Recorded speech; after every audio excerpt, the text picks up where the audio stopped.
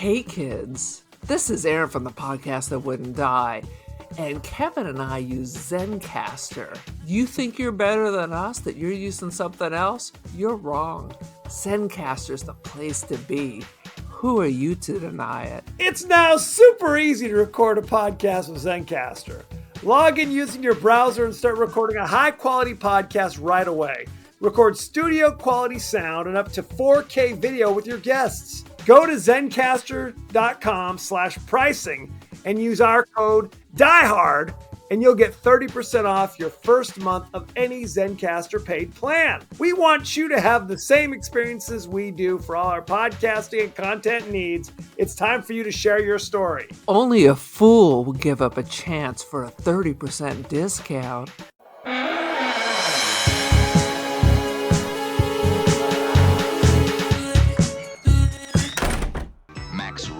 Is a victim.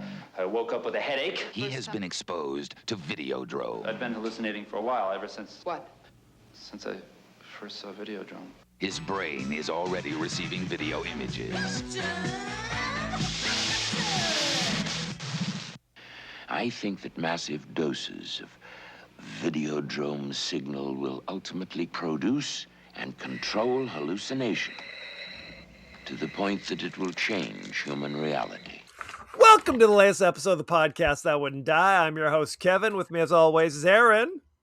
Hello!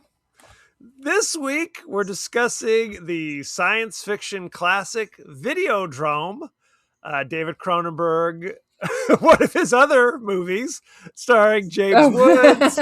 Not a classic, I see. Just simply one of his other films. One of his other films. Debbie Harry is in this for, I swear to God, 10 minutes for seemingly no reason and you at all. see her nipples. Yes, you do, which was shocking.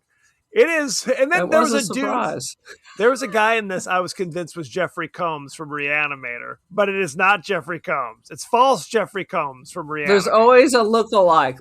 Yeah, the false Jeffrey Combs is everywhere. Everywhere. Each week on the podcast that wouldn't die, we discuss guilty pleasures and forgotten classics of the horror and sci-fi genres with a comedic twist. Aaron, what's the latest? Do you think Greenland will need teachers? And will they have a special program after it becomes part of the 51st state? Here's my question. I mean, after World War III. After, yes. It'll be the 52nd state after Venezuela. Venezuela will be the 51st state.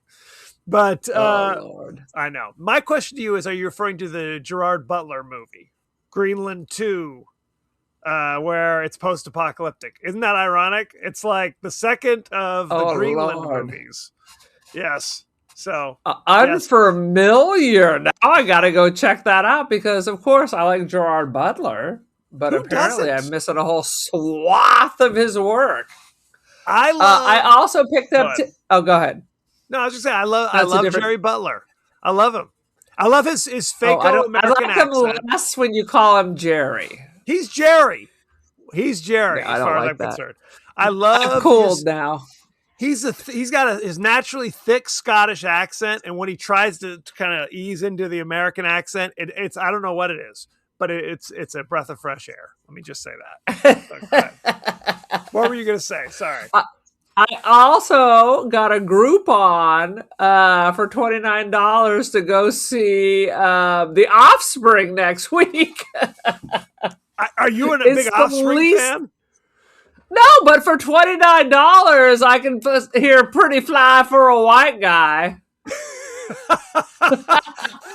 They're probably paying me to go. They're paying me to go, basically, is what's happened. $30 is $30. I don't know what you're doing, dude. Aaron. I mean, if it's a free concert, I'm in. If it's $30, I don't know. What if it's $30 at a mile and a half from your house? And it's a Friday night. If the Offspring knock on my door and say, we'd like to do a free concert in your lawn, I would say, how much? I'll have to think about this one. Let me put it that way. I really had to have a pause after I bought the Groupon because then I went and listened to the greatest hits, and I can confirm I believe I know 4 songs. The one I keep we'll thinking see. of is she's only 16. She won't be doing any time. Is that a lyric? Oh. Da, da, da, Is that da. on Pretty Fly for a White Guy? No, Or I don't think so. my friend's girlfriend's a bitch, or my girlfriend's a bitch. That one. I Those don't are the know. two songs I. We're big Offspring fans, as you can tell, ladies and gentlemen. I know the band exists. Well, I knew it existed in the 90s. Let me put it that way. I didn't know that still existed. So beyond that, no. Still No existed. Slightly more than the 31 I paid to see Heart, and who else opened up? Todd Rundgren, of course. Is he opening for the Todd Offspring Rundgren. too? No, it's Bad Religion, so I'll be coming late because I've already seen Bad Religion. Okay, Bad Religion Not is my another cup of band tea. I've heard of. What's a hit from Bad Religion? Now there's a question. No idea. I only saw them before because I can't remember if they opened up for Social Distortion or Social Distortion, I think, opened up for them. Interesting. Okay. I want to say And Social one more Distortion has one song. I believe halfway through the concert, I went and sat in the lobby and drank a beer. Oh, sweet Jesus. I want to say again, Heart's a real band. I will go see Heart. Oh, no. Heart was Offspring. fantastic. In fact, these tickets are where I watched the encore. I was like, I need to be right here. I don't need to be in front row with Heart. Heart's not pulling me on stage. So unless it's a band that I have the potential to be pulled on stage and like, hey, the lead singer wants to meet you backstage, I don't need to be in the front row. Let's just say that. I definitely don't need to be standing room, which would be the situation on the floor. So no thanks. No can do. Look, I want a comfy chair, number one. Well, that's not going to happen. This is the same place where we go to watch hockey, so it'll be hockey level seats, so not comfy chair. Once again, I think you think they're coming into your living room. Yes. Then I'm in. What have you ever been to a concert and said, boy, these are comfy seats? No, I've told you. I went and saw Lionel Richie, and literally somebody came down to find their seats, and 3 giant people had taken their seat. Like it was meant for 5, but only 3 are fitting on this particular bench. So those people just had to stand in the aisle. It happens. It happens. It happens, my friends. Such is life. It happens. Anyway. Let's move away from the Offspring if we can. And give us your 30-second synopsis of Videodrome. Oh my God. Psychological porno. It's spicy faces of death with interwebby things that are going to take over the world. And James Woods, I don't know, dies at the end or becomes one with the Videodrome. It's a little unclear. But, you know, it's Cronenberg, so there's a lot of explodey chunks and tubey things coming at you. And Deborah Harry's nipples. And Also it was that time where everybody tried red for their hair. And remember, our sister Tara dyed her hair red about this time, too. Yeah, Megan and quite frankly, Deborah Harry looks fantastic with the red hair. Yeah. Mm-hmm. I was red for 1,000 years, but it was right at that time. I'm not sure if Deborah Harry did much acting after this. Honestly, I don't know that either. I don't know the answer. I do remember her being on The Muppet Show, but I'm not sure if this got her there. I'm going to talk about The Muppet Show for 10 minutes. Did you know, I didn't realize this. I was very young when The Muppet Show was on. I mean, I vaguely remember watching The Muppet Show. But no, you're 10 years younger than me, so I understand. The Muppet Show was a British show. It was filmed in London. Did you know that? I did not know that. Why would that be a thing? I feel like everybody, all the puppeteers were from New York. I don't know. I can't answer that. That's why Frank Oz, who's the voice of Miss Piggy, shows up in American Werewolf in London. Because he was living in England at that time. Strange. That's bizarre. It's bizarre. And for those who don't know, we're not talking about Sesame Street. We're talking about the Muppets Evening Family Show. Correct. Although with Kermit was in musical both. guests. Kermit was in Yes. both for some reason. And Yes, there's nothing because everybody stranger. loves Kermit. Everybody loves Kermit. There's nothing stranger than realizing that Kermit the Frog's voice is just Jim Henson's regular voice. It's just his regular voice. It's just his regular voice. Why are there so many songs about rainbows? That song still makes me cry. 100%. Beautiful. It still makes me cry. I literally bought that soundtrack. And by bought, I got it on Columbia House when I was a sophomore in high school. Yes. That's how ubiquitous and in the blood the Muppets were. The Muppet movie. Iconic. If you have not seen the Muppet movie, drop what you're doing and go see the Muppet movie. You don't need to see the rest of the shit. You know, Muppets Take Manhattan. You can take a hard pass on that. Muppet Christmas Carol with Michael Caine. I don't know. Muppet movie. I hear the British really love that at the holidays, though. That's their favorite. That is the, traditional British version of the Christmas Carol. Is Muppets Christmas Carol. I asked my Italian old boyfriend once what shows they watch at Christmas. He's like, "Oh, Toy Story." I thought there'd be like some fucking Italian. No, they watch Toy Story. That's their tradition. Is Toy Story even a Christmas movie? No. I'm like, you people are not getting this idea of what this is about. I mean, I guess there's toys. Is that the connection?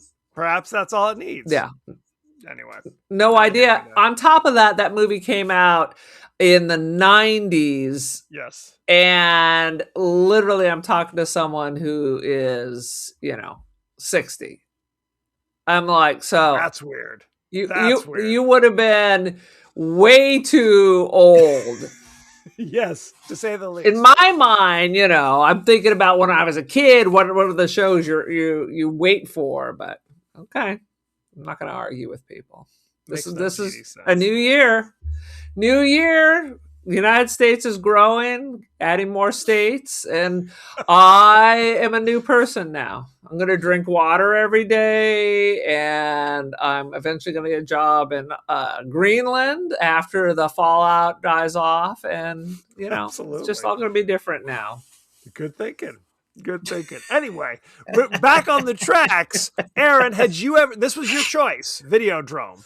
Have you ever seen this before? I thought I had. Maybe I did, but I certainly don't remember it.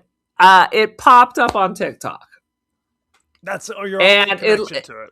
Yeah, it was like a quick snippet, and I saw some of the video graphics. I was like, "Oh, this looks good," because Cronenberg did scanners too, right? Absolutely. So I'm like, I must have seen this. This gotta be great. I mean, who doesn't love scanners? Every now and then, when people are pissing me off, I start putting my fingers on my temples and staring at them intently. 100%. 100%. Yeah. Either that or you have to do the pinchy thing. I'm pinching your head. I'm pinching your head. From the kids in the hall? Yeah. People don't even know that. I mean, kids are trying to do that to me, and they have no idea that's what it's for. Or even what kids in the hall is. I love that your students are doing that to you. Yes, and they get an F every time they do it. Every time, it's like teachers say, every time a bell rings, you get an F. Anyway, yeah, I may be having a fever dream, but I haven't. Teacher says every time she gets a headache, you get an F. 100%. I may be having a fever dream, but I have a distinct memory in the 80s, mid 80s, that we had a copy. A Videodrome laying around our house. Literally. You stole it from Blockbuster or mother gave it to you for Christmas? No. Both seem unlike. I mean, I don't know if Pat had a copy that he just left at the house one day or something along those lines. But I remember, I've seen this before. I saw this 30 years ago, or more than 35 years ago, maybe. And because there were scenes I distinctly remember. There's scenes I didn't remember what the basic plot was, but I remembered James Woods was in this. I remember Debbie Harry was in this, Yeah. And I remember like the TV kind of bulging out onto his face, where he's doing weird face shit onto the bulgy See, TV. that's the stuff that TikTok showed me. So I was like, this looks amazing. But I also more recently I love those anthology shows where they're like the 100 most freakish horror movies of the 20 whatever it is, right? I love Right. those kind of things. And there was an episode where they talked briefly about Videodrome, and it was specifically James Woods' weird vagina that appears on his stomach multiple times. I did write belly vajayjay. I did write that in my notes. It is upsetting because first he's jamming his whole arm with the gun and then loses the gun. He's like, "Whoa, I lost the gun inside myself." And then later, the evil boss of whatever it is, of the evil company, goes and takes a VHS. Actually, it wasn't VHS. It was Betamax. A Betamax. Yeah, it's smaller. It's smaller. And jams it into James Woods while he goes, ah. Upsetting. So I knew it was an essay. It was an essay for sure. Oh, 100%. There was no consent. Dude. God, Lord. I didn't know you could store so many things. You put your wallet in there. You got a gun in there. You put a ham sandwich in there. Good Lord. You get toxic shock. You got to watch out. Toxic shock. God, sweet Jesus. So this was the first time I definitely sat down and watched it all the way through. With intent. 30 years. With intent. Where I willfully sat down. So when you said, let's watch Videodrome, I did the sign of the cross. I said, oh, shit. Here we go. Because it's Cronenberg, so you know it's going to be some fucked up body horror on top of everything else. So and like some fucked up logic and all this. So I think the idea is back in the day, this is early cable, you got to fill your time spot. When I was a youngster, TV tuned off at 12, 1 o'clock, and then popped back up at 5 in the morning. Now you have cable, so now you have all these extra channels, and they need products. So I'm guessing this is early Cinemax because 100%. we just need freaky porn and we have no budget to pay for it. So we're just searching the airwaves, looking for stuff we can illegally download and put out, and they accidentally discover Videodrome. But it's not on video. Videodrome that's not on video because it's in the airwaves. Fair. No. This is a snapshot of kind of the birth of cable TV and the birth of video stores. So it's that kind of thing. So it's like, oh, what's this weird technology we have? Cable TV. You know, you would watch. It's going to destroy the world. Cable and video will destroy the world. It's a cult. And they were right. They were right. They were right. Well, because I remember watching, I'd watch like TV and you'd see references on other channels to like public access. Like some regions, you had a public, like channel 59 on your UHF or whatever it was. We didn't have that in Palm Springs, to my knowledge. There was no public access. Well, we had local, but I guess there was. But LA, we got LA stuff. Mm-hmm. LA definitely had like Channel 9 in LA. That's where we watched Elvira. That it was just an independent station. I mean, kind of. It was still a regular station. It wasn't somebody's garage or somebody's basement that somebody was. No, it wasn't like New York with public access, but it was a local. It wasn't like CBS. So they put on. Yeah, local. It was a local LA. Right. Public access always reminds me of Crossing Delancey, if we're going to go a hard pull, where she has a friend who is a writer by day and on public access. Don't you remember that? She has this jacket with 5 hands. Get your hands off her. Get your hands off her. It was like this weird, they would put anybody on. Fair. Okay, why don't we jump right in? This is already starting to feel like we're in the Videodrome right now. We're in the Videodrome. Sweet Jesus. Aaron, what do you got? You want to go first? I did not need to see James Wood completely naked. I did not need to see that. I didn't see junk, but there was pubis of other people. There was weird porn that wasn't porn, just mostly naked people. The only porn was Deborah Harry and James Woods, the two Yes. whitest people. Like they could have been Norwegian. Like the sun is never set. Okay. And I just had to write down here. I am all Japanese porn, pubic hair, cutter porn, Oh, snuff porn. Oh yeah, Deborah Harry's character is a cutter. Yes. And It was like massive. hallucinations. Oh God. Okay. There's a lot to unpack here. Right out of the gate. And a belly full of vajayjays. Right out of the gate, we meet James Woods, who is allegedly 37, but if you told me he was 57, I'd believe it. Right? It's true. He is. It's God, true. He's like beef jerky even then, frankly. He runs a cable, like a low budget cable access channel. He's an executive for this channel.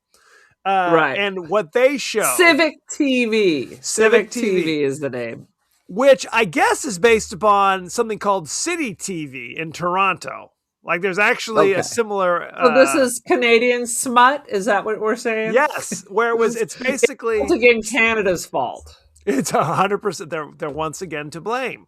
So it's a lot of softcore porn on there, and we don't really get much of a lead into this. It's just literally he's watching a video from Japan and I'm like, oh, this is like Cinemax we're leaning into, because you see her start to reach for a device of some sort at the very. It was a doll, but she lifts the head off, and it's clearly the head of a penis, and realize there's the doll is hiding this giant dildo. So then you see a silhouette of a girl going at it. And he's like, this would be good for the show, but it just doesn't go far enough.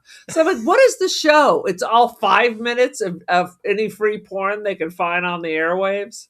It seems to be that way. But later in the movie, not much later, like you said, he's got a buddy who's a pirate who's able to find this feed from Malaysia, he thinks, where it looks like a snuff film of people being brought in and like tortured. And he's like, this sounds good for our show. Let's put this on the air. It's like, really? This is what you're into? This is the channel? We'll just kind of weave it together. Right. Because that's death and sex. That's what sells, Brother Bear. Well, he says, since we're a small station, we have to give them what they can't get anywhere else, which is porn and which is violence. Am I right or am I wrong that we still have the FCC? And this is not pay per view. That's true. Well, now, he says this has got to be fake, because fake is safer and it's cheaper than actual. Right. That's what he says. So it's a flash of like redemption. It's like, okay, so you're a scumbag, but you're not a murderer. Okay, at least I can put that. So I guess we can root for you in this movie. Unclear. He doesn't seem like a very good person. It's you don't really like him, right? And you're not really sad that bad things happen to him. There's not a lot of character development. Let's just throw that out there.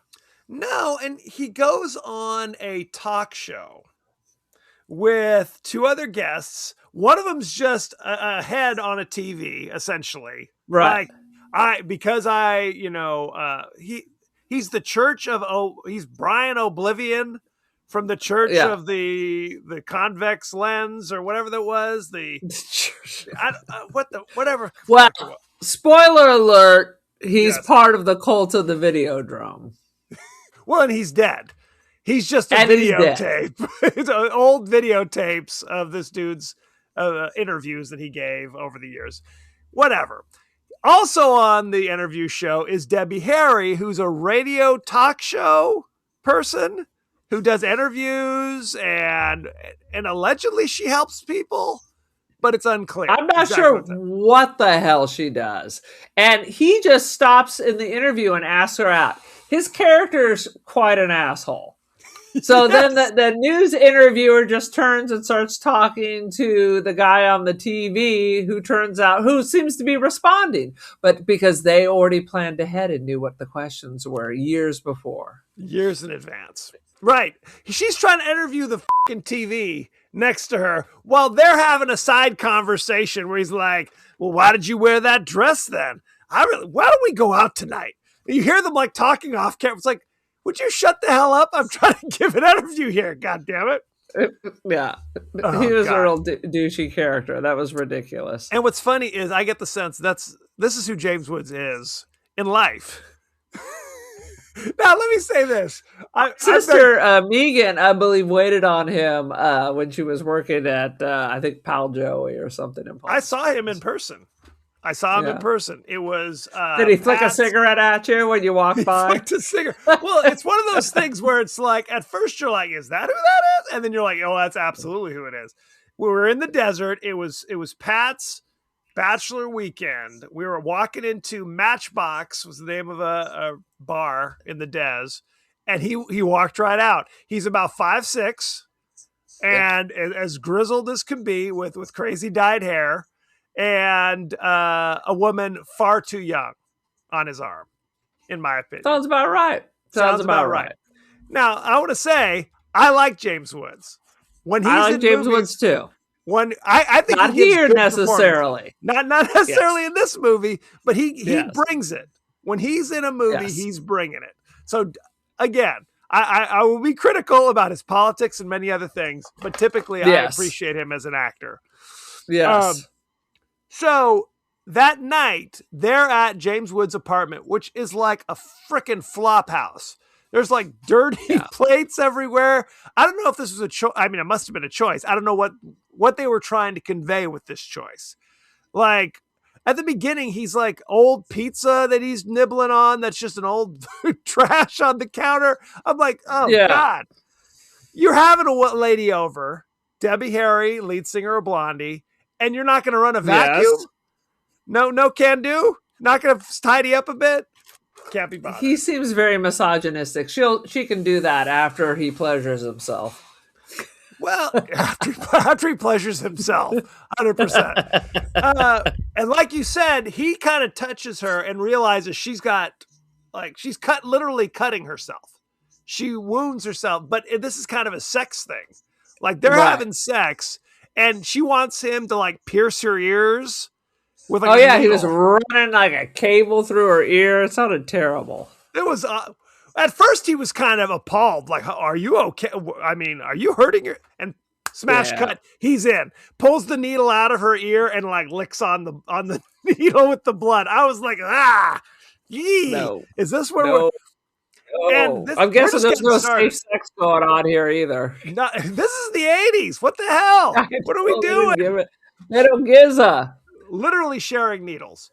And she says she wants to, because at this point they've seen the Videodrome, and he actually showed it to her. He's like, here's a video, check this out. And she's totally into it. In fact, she wants to be a contestant on the Videodrome. Which I didn't understand. Contestant for what? She's into torture. She wants to be tortured, I guess. She wants to be part of the, fantastic. She's into it. Now, again, they say ominous things like, well, the contestants never show up more than once. So what are we talking about? I mean, what are you thinking is happening here? Of course. Sweet Jesus. Anywho. What else you got, Aaron? Go ahead. Oh my God. Well, first of all, how does she know where to go? Like his agent somehow knows the dude, but how did Deborah Harry figure out where to go and how to show up and how to get on the show? Well, there was an older lady who was submitting some kind of softcore Caligula thing for to show on the show, but he's like, this isn't what we want. We don't want a period piece, right? We don't want We want just straight, no plot, back alley booty call is what we're looking for our network. So don't give us Caligula. Give us some other shit. But quite frankly, at this point, I say give us Caligula. That could at least be interesting. There was a plot and a story there. Allegedly. What I liked about this film is I liked the retro groovy graphics. Those were kind of cool.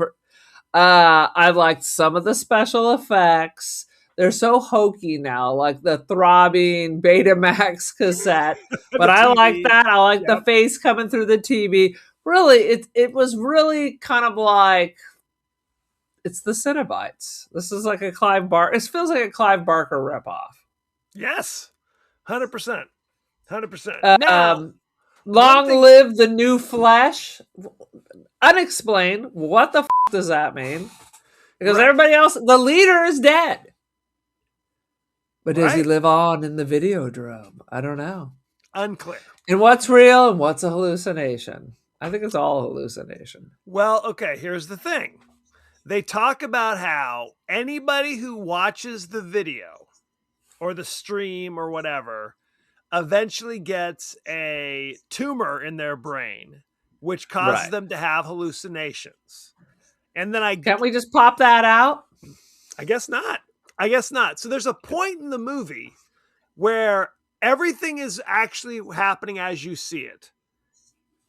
And then from that point forward, it's all hallucinations. Like everything that happens is a hallucination after a certain point in this movie. You have to figure out where that point is. Does that mean that he is not doing the things he's doing? Like, is he just sitting in his room having this dream? Because the last we saw, he was like strapped in a chair. I think so. Is all this in the chair? Is he in Tron? He's 100% in Tron. I think what we're supposed to think is that when he's actually killing people, he is actually killing them, but he's not really killing them with an Uzi, like organic glob hand. Why does his hand sometimes 20 feet wide, right, and effed up? Like his hand is different every time it comes out with a gun. Correct. First it was screwed in and normal, and sometimes it's little and shiny. By the end, it was a Hulk smash hand, but only one hand and drippy and gloppy. It's 1,000 times bigger than the tiny gun he is holding. That never needs to be refilled because his hand has grown around the gun. Correct. It seems like one of those foam hands that you get at the baseball game. That's what it's like, a big old crazy with the finger pointing for some reason. Yes. Yeah. And the other thing about this is there's a point where it's unclear that he has any kind of agency at all. Because like we said, he's got the weird, the weird orifice in his tummy that Mr. Concave shoves the VHS and says, you have to go kill your partners because we want the radio station. So at that point, he can't control it. They're rich as Rockefellers. You could just buy it. The place is failing. Yes. Or get a different station. Go get the CMT network or whatever.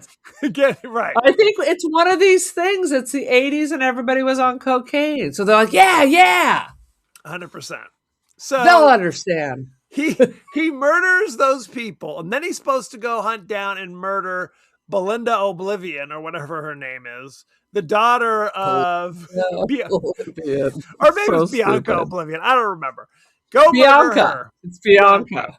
So he's going to go murder her, but then she does some shit and blows up a TV, and the disc shoots out of his vag at that point. And then oh, sweet Jesus. I guess she brainwashes him to go now go back and kill those people. So now he's got a glop hand, and now he's hunting down those people. He has a drippy glop hand. With a drippy glop hand. And again, that makes no fucking sense. It makes as much sense as a vagina stomach will. Correct. Full of guns and Betamax tapes.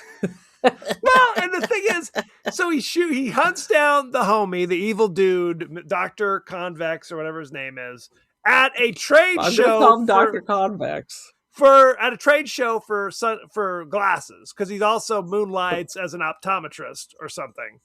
And Yeah. Stupid ridiculous. James Woods guns him down on stage in front of 60 people. The dude At falls an over. optometrist convention. Correct. Or was it Rotary? Who can tell? Unclear. It's all the same. Unclear. And at that point, because it's not gross enough, the guy's body starts flopping and smushing, and then just like his head explodes or something, because it's, of course, David Cronenberg. There's going to be some exploding heads mixed in there. Yes. And some kind of sloppy jalopy crawls out, but only for that one person. Correct. Unclear what's happening. Later, a TV explodes and like guts fly out. Like, okay. Sweet Jesus. Anyway. So after he shoots everybody, he runs to the port and finds an empty tugboat it has like a crackhead mattress in it. Yes. And he sits on it. I was like, ooh. Well, I wouldn't do that. I'd be shaking that shit off. Yeah. And then the TV comes to life. I'm like, why is there a giant console TV in this rusted tugboat? Okay. I was like, this looks freezing. This is a terrible idea. And then Deborah Harry comes on, says some jib jab, the Flash, something about the Flash. Videodrome's dead, something the Flash. No one understands what that means. The Cenobites don't come. The end. The end. And he blows his own brains out with his crazy glop gun. And the credits roll. And I'm just sitting there going, did a Cenobite crawl out of his head or just somebody's head? If only. If only. God, if only he did that, I don't know, 45 minutes earlier. I mean, I was about to do it 45 minutes earlier. Sweet Jesus. Anything else for Videodrome? It was bizarre, confusing, and gross. Yeah. Yeah, I agree with that. It's like there are these little snippets, some of the special effects, the graphics, not the story, not the acting. Yeah. It's not good enough to be a classic, even for the 80s. This, and you may consider this blasphemy, but in my mind, this was a gloppier David Lynch movie. That's how I viewed it. No. I don't know what you're saying. How dare you? The man is dead! The man, must you throw dirt on his grave? It was that How dare you? Where kind of, you're like, I don't know what's happening. Could be anything. David Lynch did The Elephant Man. That was nominated for Academy Awards. Don't be throwing Cronenberg on here. You get out of here. Drive. He did Lost Highway. Dude, I like David Lynch. I know you do. Shall we go behind the scenes? Sweet Jesus. Let's go. 3 different endings were filmed. And the ending used as in the film was actually James Wood's idea. How about that? He said, I should have done this right before I signed the contract. David Subuchi, who appears briefly as a Japanese porn dealer, later became the minister in the Ontario provincial government. And his appearance in this film was exploited by the opposition, as you might imagine. Like him already. David Cronenberg had to double for James Woods in the scene where he puts that helmet on his head, because at that point they were both afraid that he might be electrocuted by it. I thought you were going to say because he's claustrophobic. They're like, no, he might die. He might be killed. James Woods like, no. The majority of the trailer was created with a Commodore 64 computer. Oh, beautiful. I remember 100 years ago taking an advanced computer graphics class. Yep. And it used the Commodore 64. That was the thing. Well, you had to render to make a 3D image. You had to let it render overnight as it calculated each pixel. And now AI creates beautiful images of you and your wife as homeless people on your anniversary. Yes, that's pretty standard. Pretty standard. Sweet Jesus.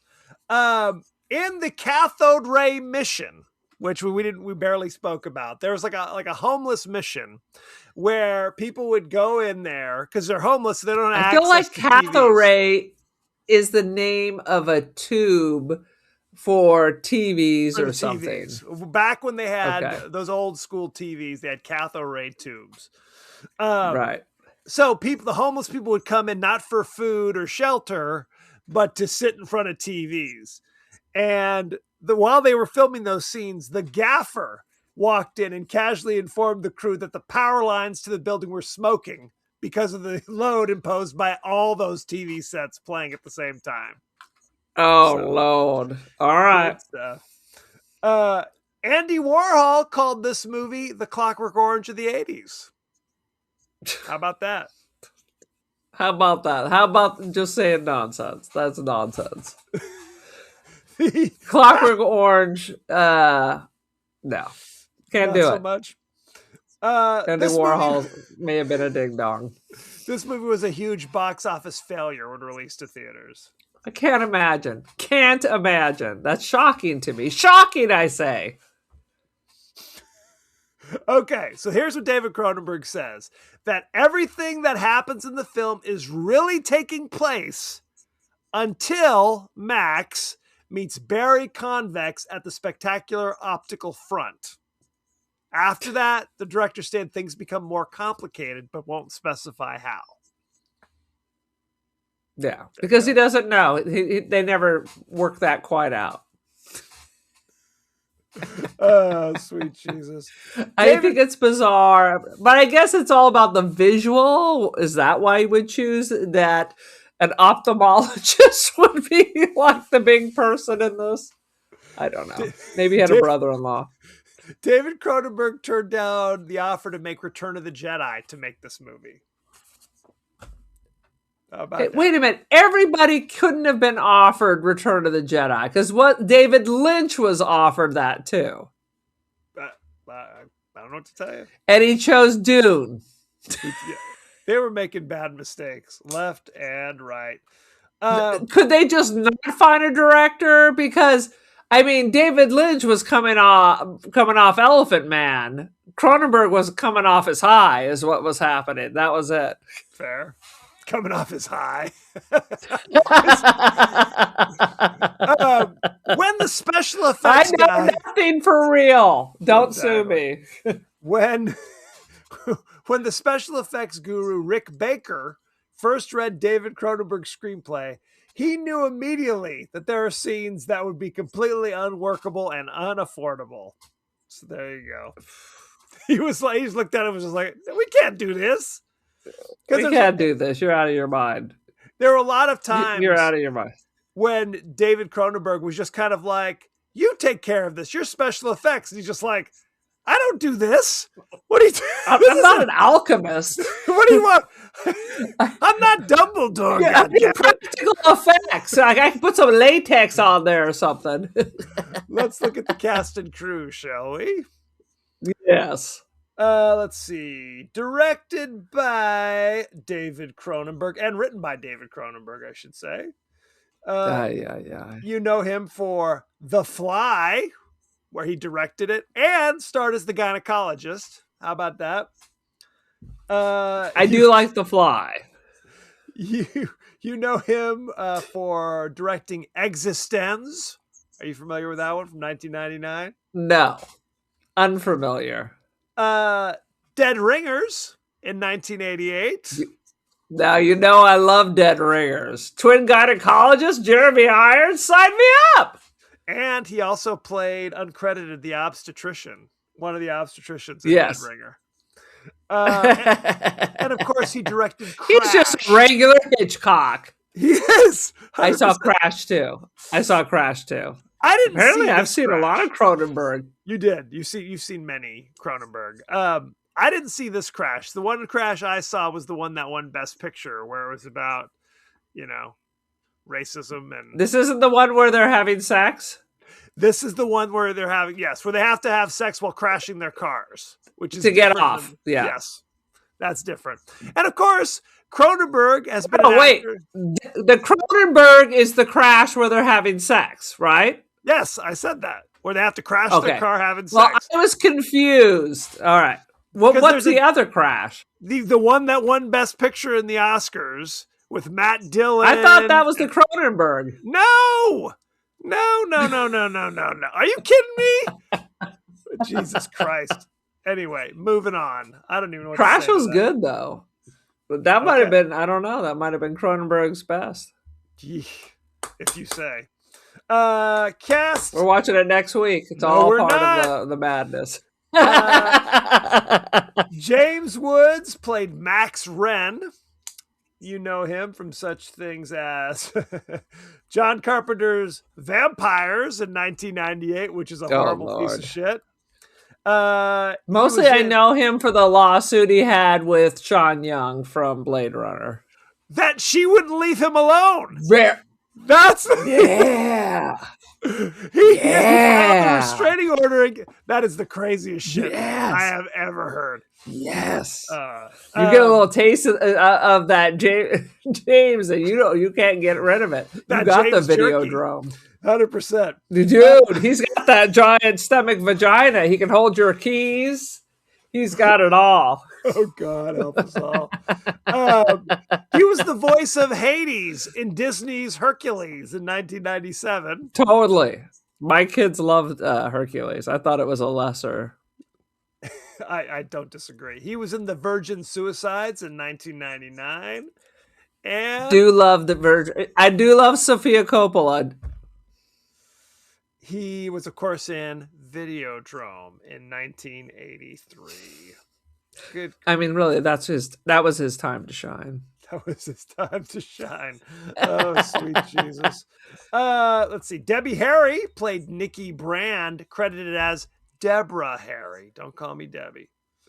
That's right. That's her serious role. It's like Larry versus Lawrence after The Matrix. That's true. You're Larry when you're in Pee-wee's Playhouse, but you're Lawrence Fishburne when you're in The Matrix. Debbie Harry was in Videodrome in 1983. She was in Hairspray in 1988, playing Velma Von Tussle. Good for her. She was in something called My Life Without Me in 2003. Unfamiliar. Not familiar. And I've been saying, but she is also credited for being the lead singer of Blondie. Absolutely, I love Blondie. Blondie had a bunch of hits. Last time I saw Blondie, she was fucking bringing it. Absolutely, and she was the first rapper. How about that? Rapture. She rapped. Yes. Rapture. Anyway, I don't know if she's the first, but I like to say that. And I love the Titus High. I'm not gonna lie to you. Titus High is iconic. Blondie has, a bazillion songs. Call Me. Anyway. Call Me.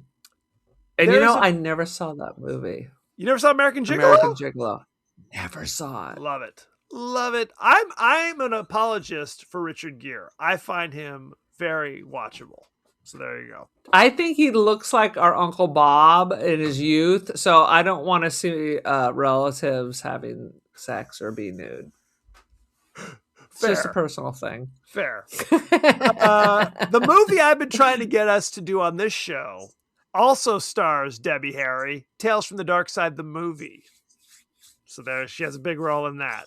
Just putting it out there. All right. Just letting you know. So she actually acted in quite a few things. I guess so. Anybody else you want to know about from this cast? Good grief. No. You're good? I do not. And I want you to know I had to pay for this. I had to pay for this too. What's funny is I think I paid, what was it? I paid $3.99 to rent it. I could have paid $4.99 to purchase it. And I said, no thanks. I bought Leprechaun 4. because it was only $4.99. Videodrome said, no, thank you. I might buy a T-shirt. I decided ever since I bought the Zorak and that nobody recognized it on that Halloween. I'm very annoyed. So maybe I bet there's a good graphic shirt for this. I'm just going to wear graphic Zorak and not Zardoz is the part of the issue. Same thing.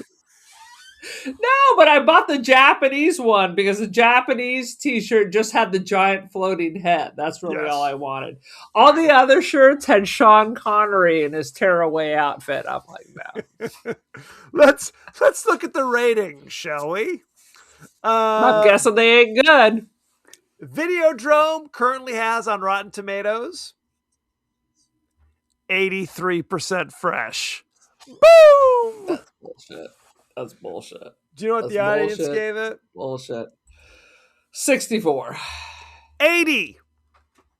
No. I reject. Well, that's a thing. Let's look at the top critics, shall we? Let's see. Janet Maslin of the New York Times says, though Videodrome finally grows grotesque and a little confused, it begins very well and sustains its cleverness for a long while. 3.5 out of 5.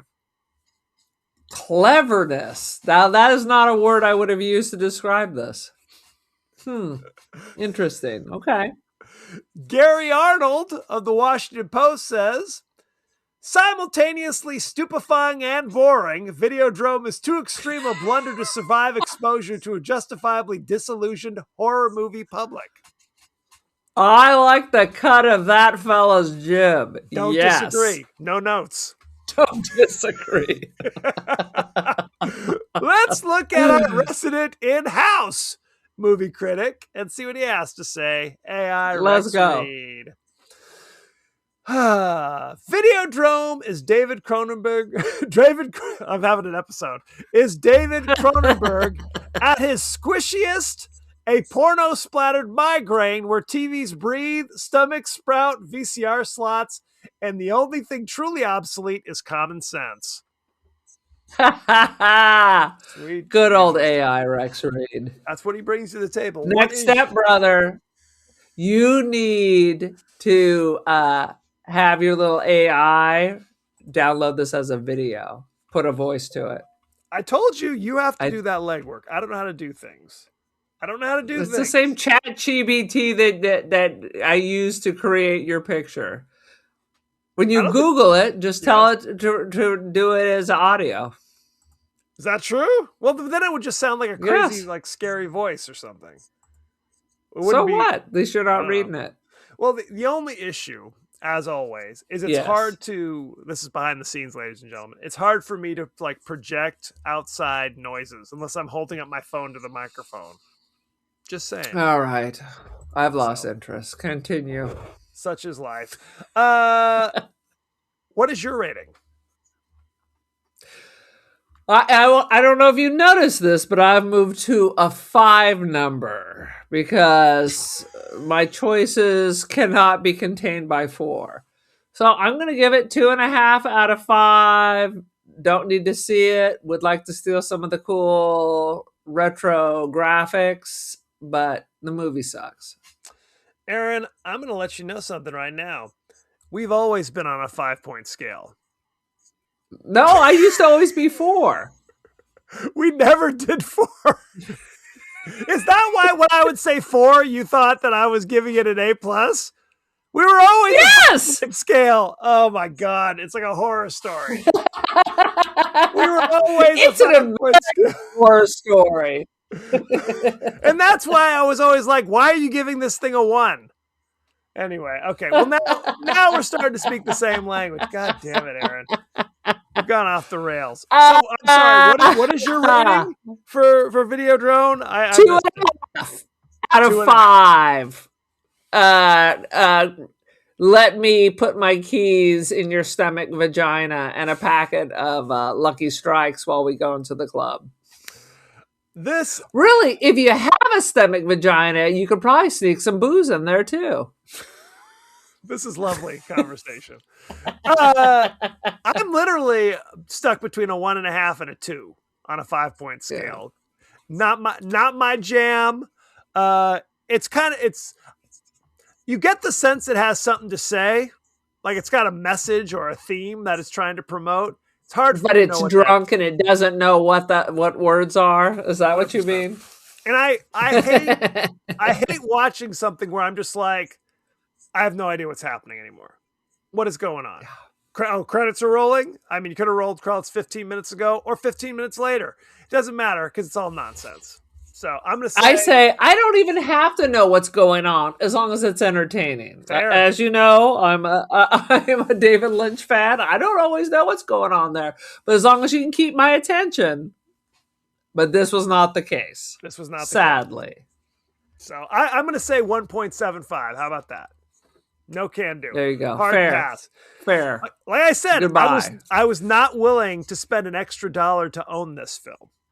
So there you go. I think you should have bought it, then deleted it. Just to punish myself for having spent the time watching it. God damn it. Any last thoughts about this shit? I wonder if you could call Amazon and say, I am dissatisfied with this film. I would like to return it for a refund. Can I say I was hacked? Is that fraud? Perhaps it is. I don't know. Unclear. I'm saying if you order something on Amazon and it's crappy, you send it back. Why can't I do that with a video renter? I'm sending it back. Send it back. I'm sending them all back. Anywho. So, thank you very much. You can find us all across your social media. We're on Threads. We're on Blue Sky, TikTok, and Instagram. You could be watching us on YouTube at this very moment. And why aren't you? Why aren't you? And why aren't you? Why aren't we live streaming right now? We should, 100%, we should be live streaming. You can also email us at the podcast that wouldn't die at Gmail. I think you blew out the speakers on that Gmail because you went. Sweet Jesus. Gmail. You can also listen to us on Apple Podcasts, Spotify, anywhere the finer podcasts are available. So don't forget to like, share, rate, and review. Won't you? Won't you please? Aaron, what is your social media situation? Well, my media is down to like a couple of things. It is the gram, the cult of Aaron. Join the cult. I also have artwork on Artsy and First Dibs. It's been a couple of months. Y'all need to mobilize the troops and start buying crap from me while it's still available before you get a tariff. Strike while the iron's hot. 100%. Boom. As you know, we like to include our friends and family's thoughts and feelings across the internet landscape. Aaron, what are the streets saying?